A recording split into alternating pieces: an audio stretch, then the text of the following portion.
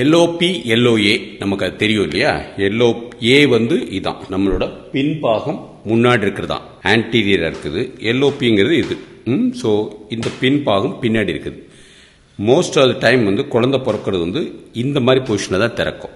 So எவ்வளோ தூரத்துக்கு அப்படியே டேர்ன் ஆகி வந்தாலும் அது டேர்ன் ஆகி நல்லா இப்படி வந்த பிறகு தான் டெலிவரி ஆகும்.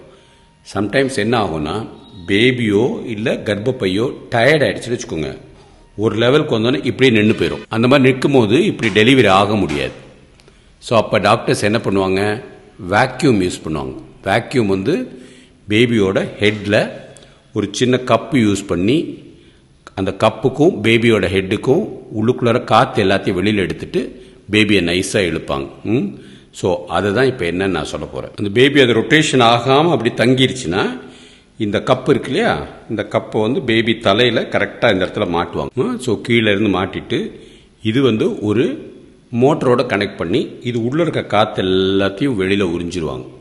ஸோ காற்று உரியும் போது என்ன ஆகும், இந்த இடம் வந்து வேக்யூம், காற்றே இல்லாமல் நல்லா ஃபுல்லாக இதோட பிடிச்சிக்கும்.